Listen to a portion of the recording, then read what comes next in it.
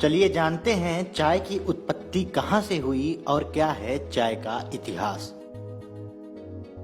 हम भारतीयों की मॉर्निंग तब तक गुड नहीं होती जब तक सुबह की शुरुआत एक कप चाय की प्याली से ना हो। चाय हमारी जिंदगी में अपनी खास जगह बना चुकी है, लेकिन क्या हम ये जानते हैं कि चाय की उत्पत्ति कहां से हुई और क्या है चाय का इतिहास।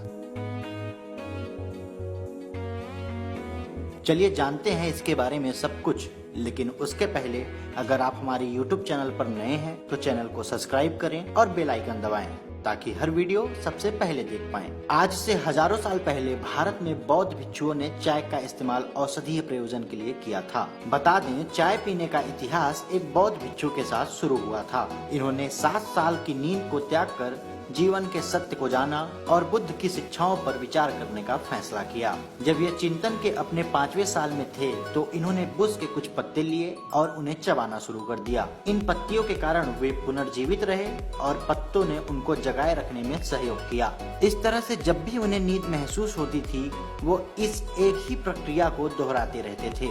आपको जानकर हैरानी होगी कि ये पत्ते कुछ और नहीं थे बल्कि जंगली चाय के पौधे की पत्तियां थी। जब स्थानीय लोगों को इसके बारे में पता चला तो उन्होंने भी धीरे धीरे इस जंगली चाय के पौधे की पत्तियों को चबाना शुरू कर दिया और इस तरह से चाय भारत में प्रचलित हो गई।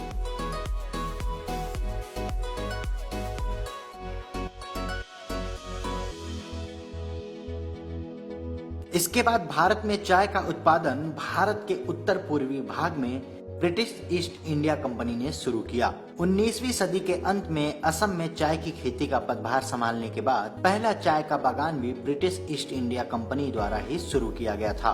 ब्रिटिश कंपनियों के बाद जब भारत ने इसमें हाथ लगाया तो चाय ने अपनी एक अलग ही पहचान कमा ली। धीरे धीरे करके इसकी खेती बढ़ती गई और आज का दिन ऐसा है कि भारत दुनिया में चाय का सबसे बड़ा उत्पादक है।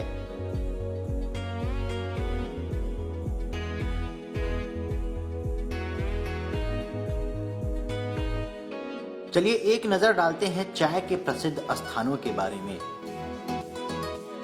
असम, यह सबसे बड़ी चाय का अनुसंधान केंद्र है जो कि जोरहाट में टोकलाई पर स्थित है और चाय के अनुसंधान एसोसिएशन द्वारा प्रबंधित किया जाता है। केवल असम एक ऐसा क्षेत्र है जहां चाय समतल भूमि पर उगाई जाती है। असम की चाय अपने विशिष्ट स्वाद के लिए प्रसिद्ध है। दार्जिलिंग, 1841 से दार्जिलिंग चीनी किस्मों के चाय के पौधों को उगा रहा है। यहाँ से चाय अंतर्राष्ट्रीय बाजार में बहुत उच्च कीमतों पर बेची जाती है। इसका स्वाद मुस्केटल होने के कारण इसको कहीं भी उत्पादन नहीं किया जा सकता है।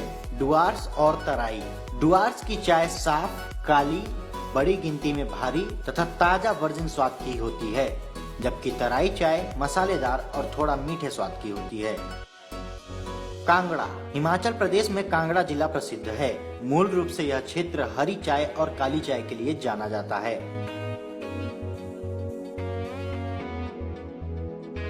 मुन्नार, मुन्नार 6000 फीट की ऊंचाई पर इडुक्की जिले में स्थित है। यहाँ 2005 में चाय बागानों को कन्नन देवन हिल्स कंपनी ने हस्तांतरित किया था।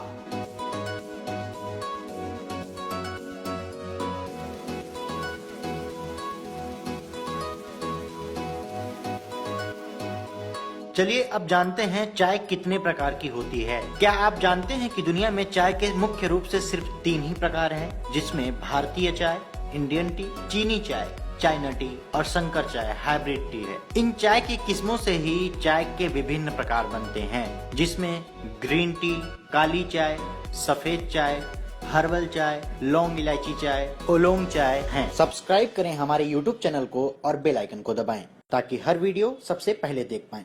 आप हमें फेसबुक और ट्विटर पर भी फॉलो कर सकते हैं। वीडियो देखने के लिए धन्यवाद।